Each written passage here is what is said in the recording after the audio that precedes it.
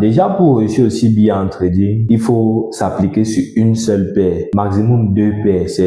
Donc c'est le maximum. Parce que tu dois analyser, tu dois bien connaître ce que tu es en train de trader. Ce n'est pas, par exemple, cette loi s'applique comment? Bon, maintenant, on va passer à la troisième erreur fatale à ne pas commettre lorsqu'on veut se lancer dans le trading. Oui, pour la troisième erreur, à ne pas essayer en trading parce que ça va conduire à ta perte de confiance d'abord en trading et tu vas détester le trading toute ta vie, c'est éviter les signaux en fait. Donc, il faut éviter toutes sortes de signaux. Tout trader qui t'appelle pour dire que 500 euros, même s'il te dit signaux gratuits. C'est quoi un signal? Il faut expliquer aux gens. Un signal, c'est le partage de position qu'on prend sur le marché avec d'autres personnes. Par exemple, si je vais acheter peut-être le prix de l'or est sur 2590 et je trouve un achat, je vais acheter 2590, j'achète et puis je dis à une autre personne qui achète aussi pareil. J'ai déjà exécuté la position, il lui dit maintenant fais aussi pareil. C'est ça, partager les signaux. Donc tous les trades que je prends, c'est un peu comme le copy trading en fait. Bon, là, les gens veulent la facilité. Voilà, c'est là. Quelqu'un ne veut pas se former, mais il se dit qu'un jour, il va se lever seulement comme ça et puis il va payer un abonnement 100 euros le mois pour avoir les signaux. Et ce qui est fatal sur ça, c'est que la personne qui te donne les signaux, il te donne les signaux disant que si tu payes les signaux à 100 euros, à la fin du mois, tu vas te trouver ayant gagné les 100 euros là 3 fois. Et la majorité des fois, c'est le cas, ce n'est pas pareil, c'est toujours l'échec. Parce que tu finis par perdre ton capital plus l'argent que tu as payé pour les signaux. Et quelles sont les raisons données par ces traders à vous qui copiez les signaux? C'est que non, tu es trop lent, tu ne connais pas manager, quand je ferme, tu ne fermes pas, tu n'es pas connecté, tu es ceci. Non, parce qu'ils vont toujours trouver des raisons pour vous mettre fautif. Il faut toujours éviter ces affaires de signaux. Parce que je vais directement associer ceci à cela. Quand tu as un vrai trader, tu as un vrai formateur, qu'est-ce qu'il fait? Et comme on dit souvent, je ne vais pas te donner le poisson, mais je vais t'apprendre à pêcher le poisson. Donc c'est le même problème qui agit en trading parce que ton formateur là, pour te montrer que c'est difficile. C'est comme une école, on part à l'école, on a les diplômes parce qu'on veut telle profession dans la vie. Suis ta formation, va en démo, mais ne dure pas en démo, va en réel, suis la discipline et vois ce que le marché fait, analyse bien et traite toi-même. Tu es capable de le faire. Si quelqu'un comme toi te dit qu'il traite jusqu'à il retire 5 000 $, toi aussi tu peux faire. Ce n'est pas en le copiant que tu vas le faire. Donc tu peux le faire. Donc le conseil est d'éviter toutes sortes de trading, ne pas payer pour les abonnements signaux. Évitez tout ça. Vous avez compris les amis, les signaux c'est de l'arnaque. Donc formez-vous dans le trading pour apprendre à voir vos positions vous-même.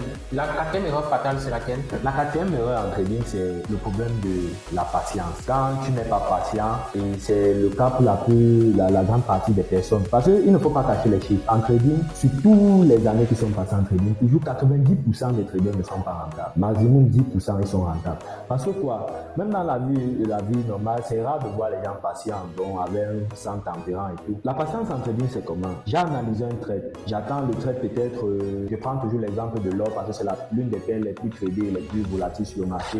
J'analyse, je sais que j'attends une réaction peut-être à 2588, mais le prix de l'or est à 2600. Ça descend jusqu'à 2591. Mais parce que je ne veux pas patienter, je me dis que il y a des traders, il y a des soi-disant traders, parce que quand tu fais comme ça, ce n'est pas trader. Quand tu te dis que telle journée ne doit pas passer sans que je ne trade, ce n'est pas le trading. En trading, le proverbe le plus qui est normal, c'est qu'on dit quoi? Ne pas trader, c'est aussi une forme de trader. Donc, un trader, normalement, n'est pas celui-là qui trade chaque jour. Parce que tu te trouves en train de trader chaque jour. Quelles sont ces confirmations que tu as chaque jour, que Dieu a créé? Et c'est ça qui fait, quelqu'un attend le prix à 2588, il est toujours en train de prendre à 2500. Ok.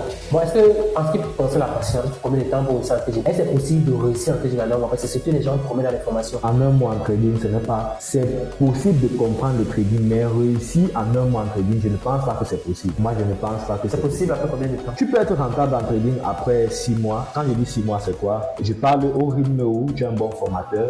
Parce qu'un bon formateur, il organise ce qu'on appelle, je connais un trader, mais je ne vais pas jeter son nom. Parce que même moi-même, en fait, je ne forme pas franchement. Parce que je traite plus. Le temps que je prends pour trader, je me trouve en train d'être pris pour former d'autres personnes. Tout à l'heure, on va parler des formateurs. Donc maintenant, qu'est-ce qui se passe? Pour réussir en trading, 6 mois, tu peux réussir en trading. Ton bon formateur te prend en 3 mois, il te montre la stratégie, il te montre comment trader, comment analyser le marché. Et maintenant, en un mois, tu pratiques sur le marché. Tu as 2 semaines en démo, maximum. Dans les 1 mois, tu as 2 semaines en démo et l'autre semaine, tu entres en réel. En réel, tu ne vas pas cramer ton compte. Si tu as été bien formé pendant 3 mois et puis 2 semaines, tu as pratiqué un bon démo et puis ta psychologie ne sera jamais même quand tu vas entrer en réel. Quand je dis 2 semaines, c'est parce que beaucoup de personnes passent des mois et des mois en démo et puis ils pensent que c'est ça qui va les rendre grands. Jamais tu vas cramer. 2 semaines, c'est maximum pour être bien en crédit. 2 semaines en démo, c'est suffit. Tu pars en réel, tu suis. Parce que je vais prendre un exemple. Pour cramer ton compte, si tu risques 1%, il te faut prendre 10 trades. Donc tu prends les 10 trades échouent et tu crames ton compte. Donc 1%. Quand tu risques 1%. Mais quand tu risques 0,6, il te faut 20 trades pour perdre le compte. Et je ne vois pas quelqu'un qui a suivi une bonne formation prendre 20 trades successifs et perdre complètement. C'est impossible. Donc c'est ça qu'il faut que chacun comprenne quand tu dis il faut être patient. Quand tu as ta réaction que tu attends sur le marché avec tes analyses, patient. Si ça n'arrive pas, ne traite pas. Et maintenant, autre chose, c'est la psychologie. La psychologie marche avec trade management et le risk reward. C'est-à-dire, aujourd'hui, des personnes sont fiers. J'ai déjà vu des gens qui apprennent à trader, même des formateurs. Ils montrent des bénéfices. Peut-être tu as risqué $1000 sur un trade. Que si le trade ne marche pas, je perds $1000. Mon stop loss c'est $1000. Mais subitement, quand tu te retrouves avec plus $500 sur la position, tu fermes. Le prochain trade maintenant, quand tu vas rester avec les $1000, quand tu vas prendre le stop loss, ça fait moins $1000. Tu as perdu en 500 de ton capital plus 500 de bénéfices que tu as fait. Ce n'est pas ça. Or qu'un vrai trader, c'est que le risk reward, pour moi personnellement, mon risk reward minimum c'est RR de 1,3. Quand ma position, j'ouvre ma position, j'ai risqué $30.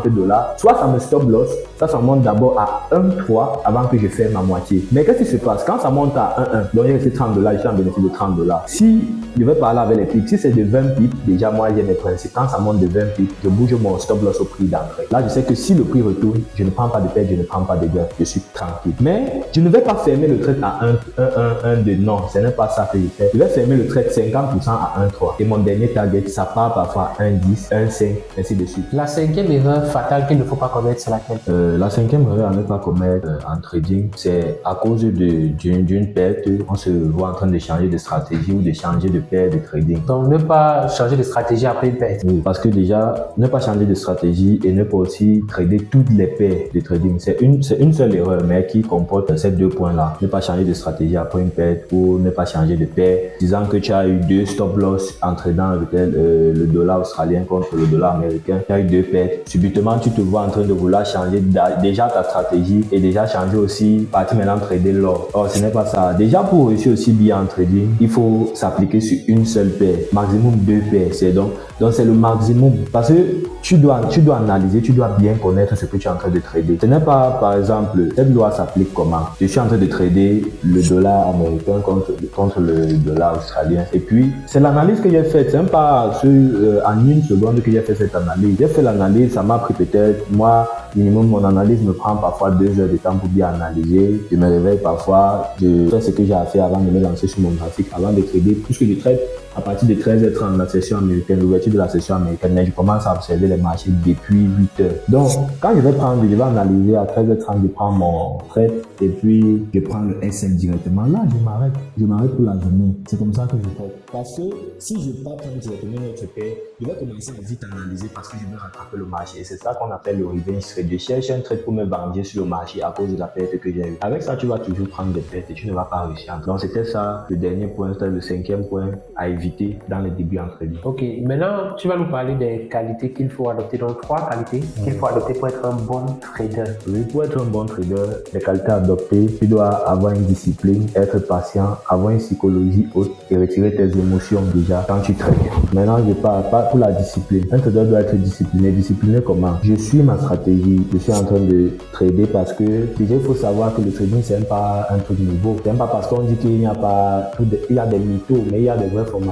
Donc quand tu suis déjà ta formation qui est vraiment d'un vrai formateur, et focalise-toi sur ça. Cherche à voir le résultat à travers ça parce que lui il a des résultats par part. Un vrai formateur, il a un track record. Tu vois son succès. C'est pas ce que tu as vu sur les réseaux, c'est ce qu'il t'a montré, tu as vu. Parce que ce qu'on nous montre les gains, c'est le ment partout là. Le trading c'est pas les gains. Pour voir un vrai trader, demande lui son track record, il te donne. Puis quand tu as le track record de ton formateur, il te dit c'est la stratégie, ce que je t'apprends qui m'a fait réussir. Suis cette formation. Donne-toi, ça ne regarde pas ailleurs. C'est ça qui est la discipline. Donc tu suis cette discipline là. C'est ça qui va te faire réussir. Deuxième point, être patient. Quand tu analyses, c'est pas parce que le marché, on te dit peut-être le marché en train de monter, est haussier, c'est très volatile, tu te précipites pour dire j'achète. Non, prends ton temps, analyse, sois patient. Déjà, quand tu es aussi dans le trade, sois patient, ne coupe pas parce que tu as vu c'est en perte. Nous avons vu des trades peut-être qui sont arrivés, on peut dire même à 1 centime du stop loss, mais ça n'a pas touché le stop loss. C'est retourné pour partir en profit. Mais si tu n'es pas patient, tu vas fermer disant que non, d'office, ça va prendre le stop loss. Il faut être patient.